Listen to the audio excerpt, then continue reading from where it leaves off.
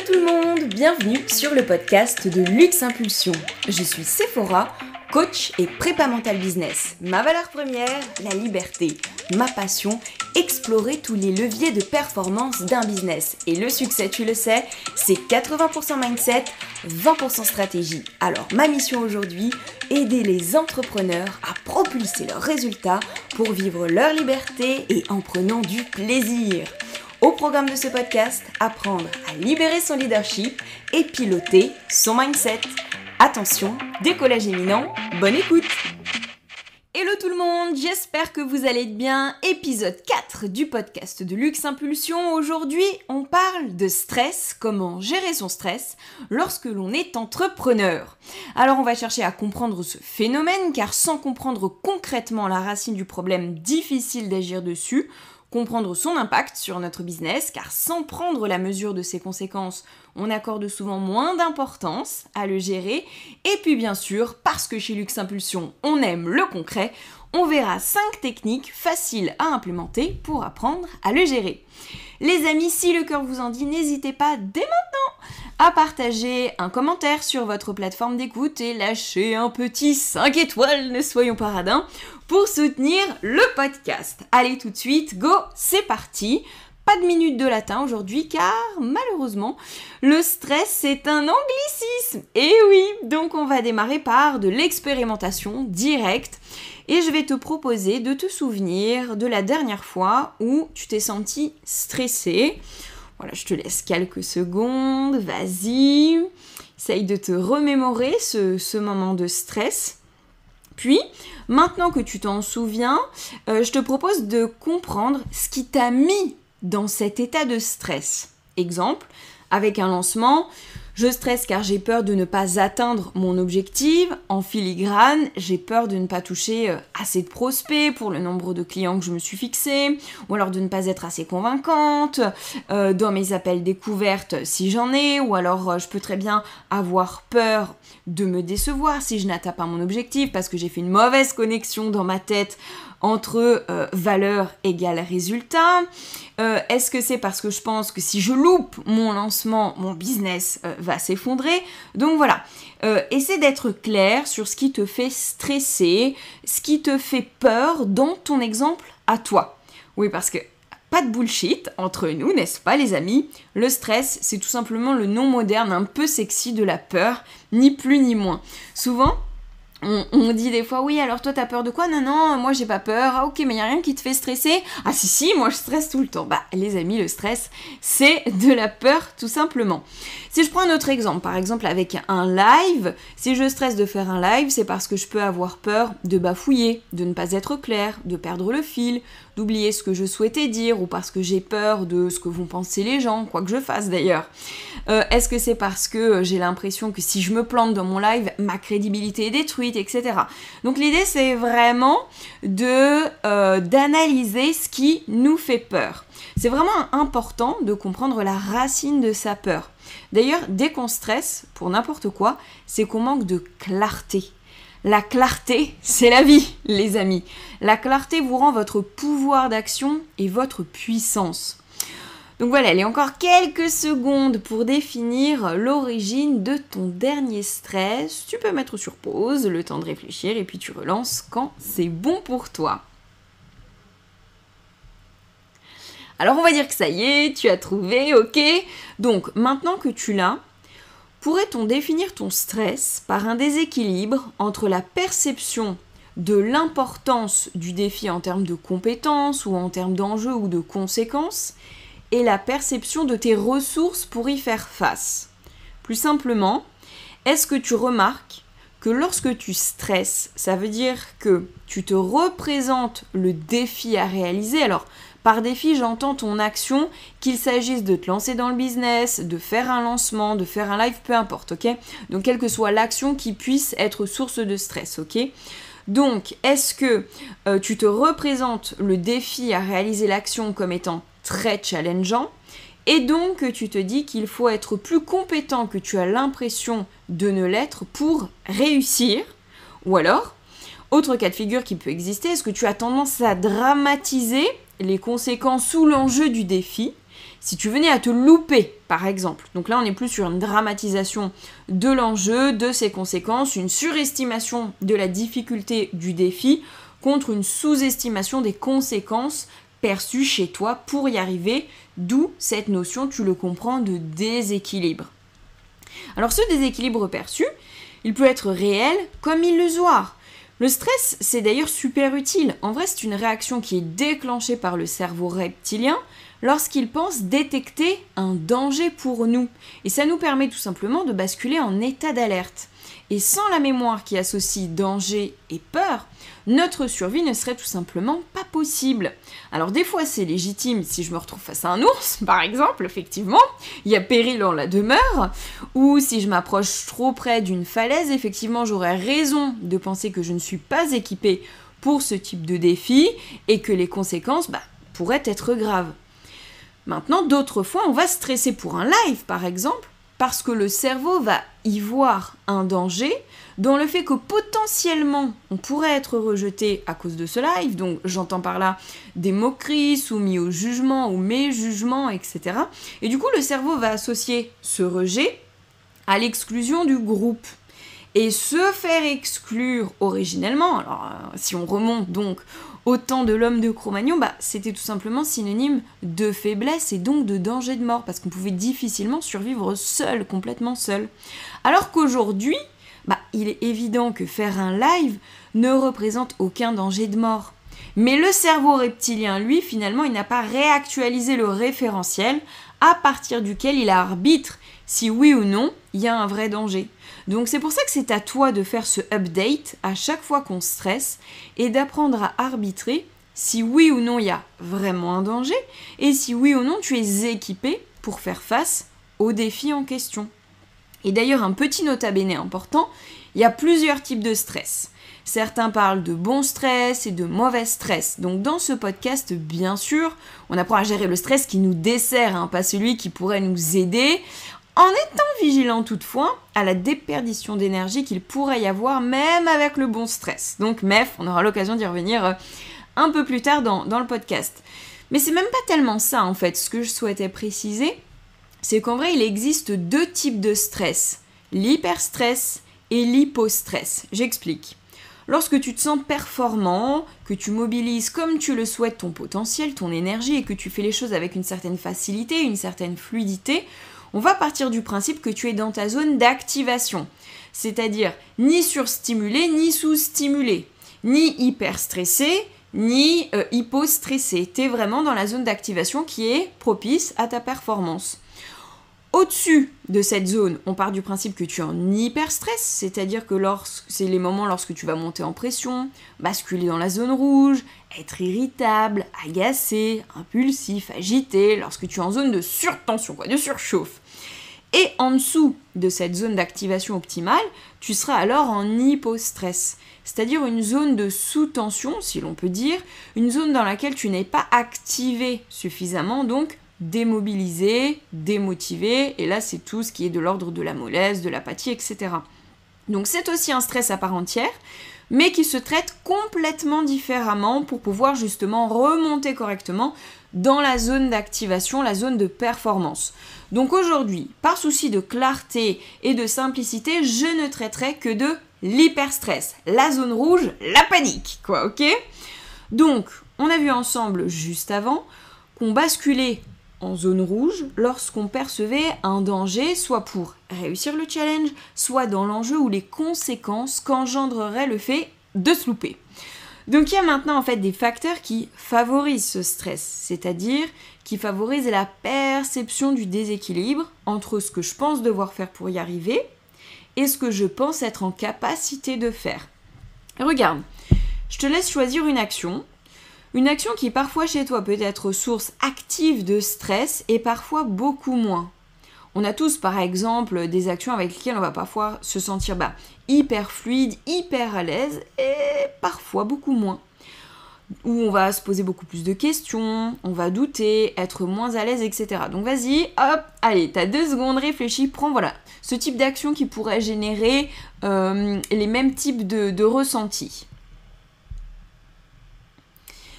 Donc si tu as trouvé cette action chez toi, je te laisse maintenant analyser où se trouve la différence entre deux situations. Donc une fluide et une stressante à partir de la même action, bien sûr, ok ? Donc forcément, tu me vois venir. Si c'est la même action, tu es bien d'accord que la différence, elle ne va pas concerner les circonstances, mais c'est à ton niveau que ça va se jouer. Je te laisse y réfléchir. Voilà, mets sur pause le podcast, relance-le quand t'es prêt. Alors, verdict, où se joue cette différence ? Tu as sûrement dû te rendre compte que la différence, elle se jouait à ton niveau d'énergie. Et oui, car notre disponibilité énergétique, elle impacte notre gestion émotionnelle. Plus tu as d'énergie et plus il t'est facile de gérer tes émotions et ton stress. Plus tu es fatigué physiquement ou psychiquement, voire les deux, plus vite tu auras la sensation d'être débordé, de manquer de temps, plus vite tu auras tendance à t'énerver, tout aura plus tendance en fait à t'irriter. Et là, je suis convaincue que si tu repasses en boucle toutes les fois où tu t'énerves le plus, que tu stresses le plus, ça correspond exactement au moment dans lequel tu es le plus fatigué. Et le pire, c'est qu'avec cette histoire d'énergie, c'est vraiment le chien qui se mord la queue, comme on dit. Plus tu es fatigué, plus tu stresses, et plus tu stresses, plus tu es fatigué. Car le stress, il faut le savoir, est le plus grand tueur d'énergie. C'est hyper énergivore. Pourquoi ? Parce que, au-delà d'être un facteur d'indisponibilité mentale et émotionnelle, c'est avant tout un facteur d'indisponibilité physique. Le stress, au niveau du corps, va provoquer des tensions, des crispations. Quand on dit « Ah, j'ai des nœuds, je suis noué, j'ai des points de tension ». Et donc ces crispations, en fait, elles augmentent notre dépense d'énergie. Et c'est ce tonus musculaire excessif qui envoie trop d'informations à traiter à notre cerveau et qui perturbe son fonctionnement parce qu'il manque à ce moment-là de disponibilité pour prendre une bonne décision. C'est d'ailleurs pour ça que souvent, lorsqu'on est stressé et qu'on nous pose une question, on a vraiment tendance à répondre « Ah, je sais pas. » Vraiment, quand t'es là, t'es dans l'adrénaline, tu stresses à fond, on te pose des questions, on te sollicite et tout. « Ah, je sais pas, plus tard. » Eh bien, c'est exactement ça. C'est parce qu'à ce moment-là, finalement, t'as plus assez de place, t'as plus assez de disponibilité déjà pour comprendre vraiment ce qu'on te dit et en plus pour pouvoir y répondre justement. Donc c'est qu'à l'instant précis, plus assez de dispo mental pour réfléchir correctement. Mauvaise émotion, énergie de la pression, égale mauvaise décision, égale mauvaise action engagée.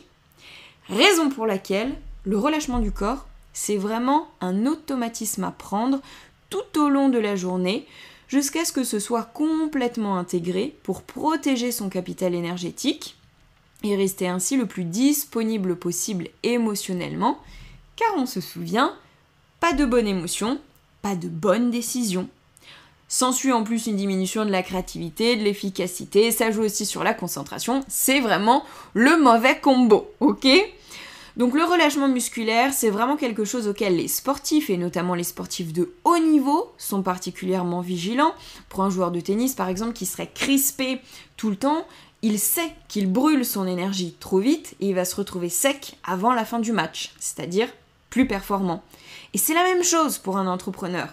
Lorsque le stress brûle l'énergie nécessaire à prendre de bonnes décisions, on en prend des mauvaises et ça coûte vite très cher dans un business. Donc si on rajoute à cela que le stress est le facteur majeur des risques cardiovasculaires et considéré comme le mal du siècle, que le cortisol produit par le stress est très néfaste pour le corps et l'une des causes les plus importantes de prise de poids également, on comprend vite que l'enjeu est majeur pour un entrepreneur. Donc voilà, sans vouloir être alarmiste, c'est juste pour te permettre une prise de conscience suffisamment forte pour avoir l'envie de mettre en pratique durablement les techniques qu'on va voir ensemble pour apprendre à le gérer.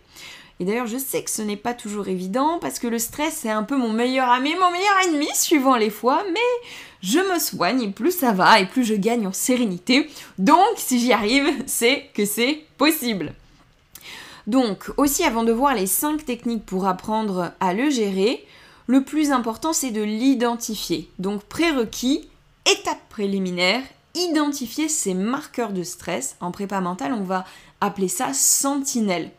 Et pour ça, on va s'intéresser à 3 niveaux. Le niveau physiologique et émotionnel.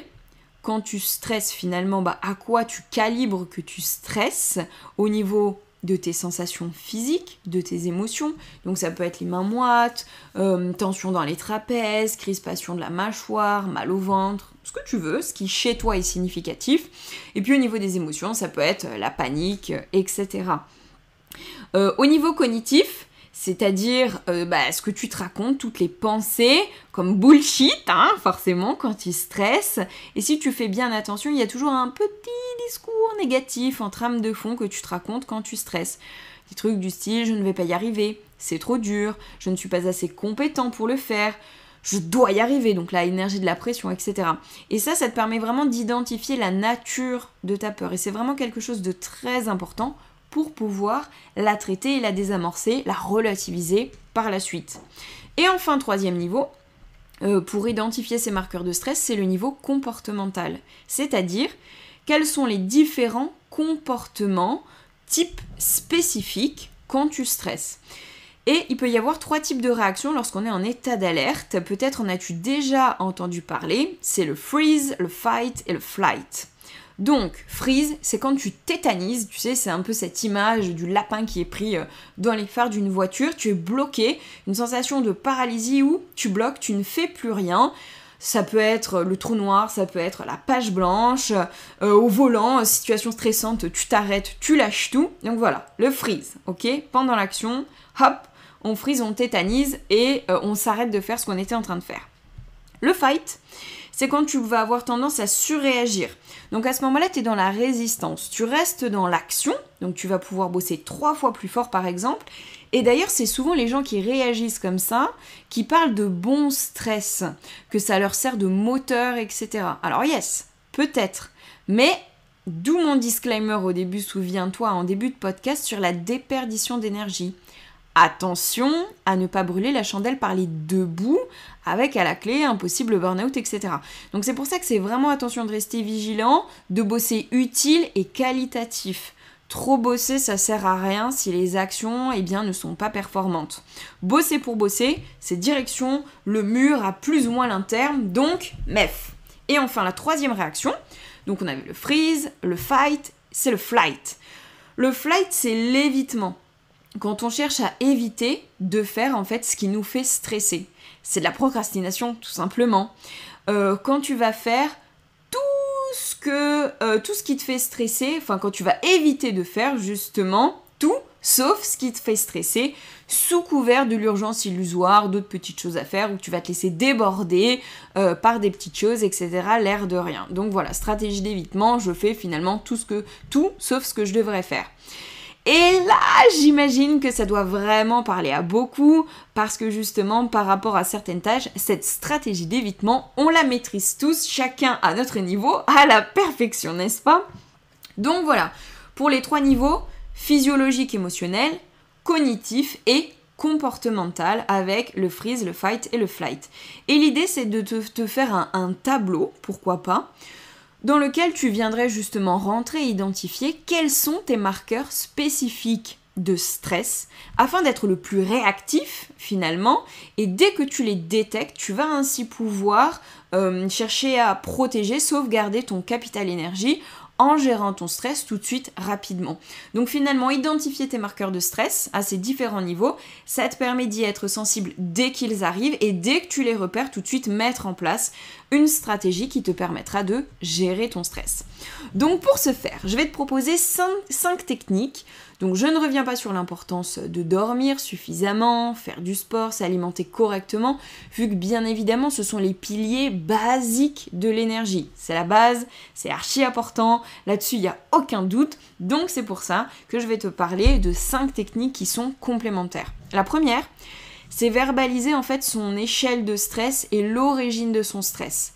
C'est que le fait d'accepter ton stress finalement et de le verbaliser, ça va lui permettre de se décharger, ça va estomper la charge émotionnelle qui est associée en fait à cette peur, à ce stress-là.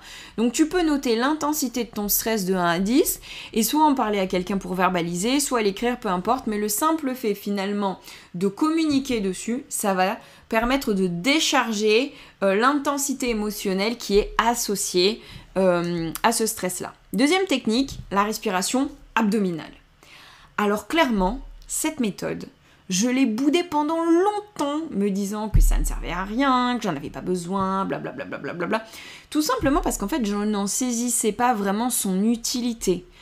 Quand j'ai compris le pourquoi du comment, alors oui, là, ça a tout changé. Je me suis mise à l'utiliser et effectivement, mon rapport au stress a complètement évolué. Et c'est pour ça que je t'explique en fait autant dans mes podcasts le sens des choses, parce que clairement, moi tu m'expliques pas, et ben je fais pas. Donc c'est pour ça que je me dis ok, j'essaye de leur donner le maximum de sens possible pour leur donner justement l'envie de faire les choses. Donc pourquoi la respiration abdo? Est-ce que c'est un incontournable? Il faut savoir qu'on fonctionne avec 2 systèmes nerveux autonomes et antagonistes, opposés. À savoir le système nerveux sympathique et le système nerveux parasympathique. On est dans notre système sympathique quand on est en état d'alerte avec des décharges d'adrénaline, accélération du rythme cardiaque, hausse de la tension musculaire. Voilà, quand tu ressens tout ça, tous ces symptômes, tu sais que tu es dans ton système sympathique. Et lorsqu'on est dans ce système-là, on a une respiration superficielle et thoracique, plutôt supérieure, ok? Et à l'opposé, quand on est dans notre système parasympathique, c'est qu'on est en état de détente, de sérénité, de calme, on fait baisser nos défenses. Et dans ce système-là, on a une respiration abdominale lente et profonde naturellement qui permet de bloquer les effets anxiogènes du système sympathique. Et donc ça induit le relâchement, une baisse de la tension artérielle et le ralentissement des pulsations du cœur. Donc forcément, tu comprends tout de suite que le contrôle de ta respiration, c'est ce qui va te permettre de basculer d'un système à l'autre et d'activer soit le système sympathique, soit le système parasympathique. Parce que la respiration abdominale, c'est ce qui induit cet apaisement. La respiration abdo, pour que ce soit très clair pour tout le monde, c'est lorsque tu vas mobiliser ton ventre pour respirer. Tu inspires par le nez en gonflant le ventre et tu expires par la bouche en cherchant à creuser le ventre. Dans l'idéal, ton expiration, elle doit être plus longue que ton inspiration. Ça va accentuer l'effet d'apaisement. Tu inspires par exemple sur 2 temps, 2 secondes, tu vas bloquer, faire une rétention d'air 1 ou 2 temps, et tu vas expirer sur 3 à 4 temps. Ça, tu le fais une dizaine de fois, et surtout dès que tu en ressens le besoin, et puis avant l'action qui te stresse, avant le défi, jusqu'à temps que l'automatisme soit créé. Si tu es sur une grosse anxiété, tu peux préférer la respiration expulsion. C'est la même chose, sauf qu'au moment de l'expiration, tu vas expulser symboliquement les sources de ton anxiété et les tensions par une expiration violente que tu vas pouvoir accompagner d'un bruit fort, justement pour symboliquement accompagner l'expulsion. Tu peux même associer d'ailleurs, si tu as envie, une image mentale qui te fait du bien. Donc deuxième technique, c'est la respiration abdominale. J'espère que tu as compris pourquoi elle était hyper importante. Troisième technique, c'est le relâchement du corps. Donc pour faire disparaître toutes les tensions, les crispations emmagasinées dans ton corps à cause du stress, et c'est vraiment ce qui va permettre d'éliminer ce fameux tonus musculaire excessif, duquel on parlait tout à l'heure, qui est néfaste à ta dispo mentale. Donc, pas de dépenses physiques inutiles, ça va renforcer ton efficacité, ta gestion émotionnelle, ça va te permettre de retrouver ainsi un équilibre émotionnel et un équilibre énergétique nécessaire à ta performance. À ce propos, j'ai d'ailleurs une de mes coachées, tu vois, avec qui justement on a fait un gros travail sur la gestion de l'énergie et du stress. Et depuis qu'elle met en place ces différents exercices de respiration et de relâchement, elle a vraiment vu une nette différence sur sa performance et ses résultats quotidiens. Donc, application concrète, résultats concrets, c'est une promesse. Donc pour se relâcher, c'est simple. Tu t'assieds dans une position qui t'est confortable Et puis tu vas tout simplement imaginer un flux, un fluide, un scan, un rideau de fer, ce que tu veux, qui va partir du sommet de ton crâne pour descendre jusqu'à la pointe de tes pieds et venir détendre et relâcher chacun de tes muscles de ton corps sur son passage. On appelle ça l'ascenseur en prépa mentale. Et voilà, c'est ce qui permet une induction au calme pour se centrer sur toi. Donc ça améliore la concentration en plus. Et ça te place en déconnexion de l'environnement pour te mettre justement en état de disponibilité intérieure. Et c'est ainsi le meilleur moyen de contrôler ses émotions, de basculer vers l'instant présent, car tu remarqueras que tu stresses toujours par rapport au futur, mais jamais par rapport à l'instant présent. Et ça renforce vraiment la confiance en soi, ça relativise les pensées parasites et ça régule ton niveau d'activation. Donc même prescription que pour la respi abdo, le relâchement sur 1 minute, plusieurs fois par jour au début pour prendre l'habitude et puis surtout dès que le besoin s'en fait sentir. On pourra même associer d'ailleurs une imagerie de détente pour renforcer l'effet de calme, de sérénité, etc. Je t'en parlerai dans un prochain podcast. 4e technique, sourire. Et oui, le sourire, c'est une technique d'évacuation simple à réaliser qui fait travailler les muscles zygomatiques. Et si tu gardes le sourire pendant au moins 90 secondes, soit 1 minute 30, pour les gens qui n'aimeraient pas les maths, ça te permet vraiment en fait de produire l'hormone du bonheur, de l'endorphine. Et c'est ce qui t'aide en fait à te plonger dans un état de détente et de bien-être.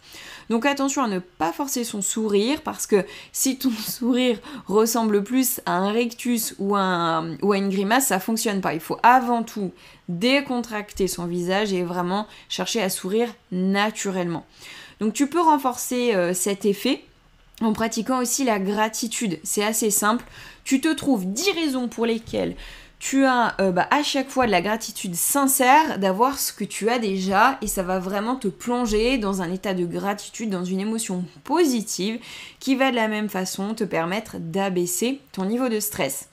Si jamais tu as du mal et que tu penses que tu ne peux pas avoir de gratitude pour rien, petit tips cadeau, achète le courrier international. Vois ce qui se passe dans certains endroits du monde et tu verras comme d'un coup, les gratitudes vont arriver. 5e technique, lâcher prise. Nos résultats ne disent rien de nous. Nos résultats sont décorrélés de notre valeur. Aussi, c'est pour ça que c'est vraiment important de lâcher prise. Et pour ça, je te propose d'imaginer le pire qui puisse se passer. Ensuite, je t'invite à analyser le pourcentage de chances que ce pire puisse t'arriver. Franchement, c'est de l'ordre de 5 à 10%, c'est vraiment rien. Trouve des solutions auquel cas ce pire se produise, ok ? Et après, viens évaluer à nouveau sur une échelle de 1 à 10 le niveau de gravité de la situation et tout ce que tu considères comme étant encore plus grave dans ta vie. Et cet enchaînement de questions, ce questionnement, ça va vraiment te permettre de dédramatiser l'enjeu projeté sur le challenge en question. Tant parce que tu réalises que le pire en vrai a peu de chances de se produire, que ce ne serait pas si grave en plus si ça devait arriver, et ça te permet déjà de trouver des solutions au cas où ça arrive. Donc tu vas pas te retrouver impuissant et puis comme un lapin pris dans les feux d'une voiture. C'est comme si déjà tu disais ok, si jamais je suis en difficulté, je peux faire ci, je peux faire ça, etc. Donc ça te permet vraiment de lâcher prise. Et enfin, conseil bonus pour tous ceux qui sont restés jusqu'au bout, last but not least, se donner le droit à l'erreur. Et oui, l'erreur fait partie de la réussite. Et t'interdire l'erreur, ça revient à t'interdire de progresser. L'idéal, c'est juste d'apprendre à gérer l'erreur pour progresser. Et donc, c'est intéressant de te demander si tu t'es déjà engagé dans un défi aussi challengeant que celui qui te fait stresser aujourd'hui, là, et si tu l'as déjà maîtrisé. Si oui, alors c'est simple, souviens-toi de toutes les ressources que tu as su mobiliser à ce moment-là. D'ailleurs, que ce soit un challenge dans le même domaine de vie ou dans un domaine différent, peu importe, c'est plus être soumis à un niveau similaire de pression, d'importance d'enjeu, ok ? Et sinon, fais simplement la clarté sur les compétences nécessaires à l'atteinte de ton objectif et sur celles que tu coches déjà, que tu considères avoir déjà. Tu fais l'analyse de l'écart en fait entre les deux, et puis à partir de là, tu verras que le fait d'accepter de faire des erreurs te semblera complètement légitime vu que tu ne maîtrises pas encore à 100% ce que tu estimes être nécessaire à maîtriser pour réussir ton challenge. Et souviens-toi qu'un objectif n'est pas nécessairement fait pour être atteint, mais simplement pour te donner la direction à suivre. Et je terminerai avec cette citation. On surestime souvent ce que l'on peut faire en 1 an, mais on sous-estime toujours ce que l'on peut faire en 5 ans. Alors, pas de panique, tu parviendras à tous tes objectifs, laisse-toi juste du temps pour ça. Pour résumer cet épisode qui j'espère vous aura été utile, on a dit: le stress naît d'un déséquilibre de perception entre la difficulté du challenge et les ressources perçues. Une mauvaise gestion du stress coûte cher à ton business et à ta santé. Et parmi les 5 techniques pour optimiser ta gestion du stress, on a évoqué la respiration abdominale pour activer le système parasympathique, le relâchement du corps pour éviter la déperdition d'énergie inutile et permettre ainsi une meilleure gestion de ses émotions, sourire et exprimer sa gratitude, savoir lâcher prise, et enfin, dernier conseil bonus, se donner le droit à l'erreur. Voilà, on arrive à la fin de cet épisode. Je serai ravie d'avoir ton retour sur les différentes techniques pour celles que tu auras mises en place. Le stress, la majorité d'entre nous y sommes soumis, donc vraiment n'hésite pas à partager autour de toi cet épisode à ceux qui pourraient en avoir besoin. N'hésite pas à me laisser un commentaire sur ta plateforme d'écoute et soyons fous, un petit 5 étoiles. Je te le dis souvent, mais sache que c'est vraiment précieux. Chaque soutien est important et fait la différence pour moi. Alors d'avance, un grand merci. N'oublie pas que tu es capable de tout et je te dis à très bientôt!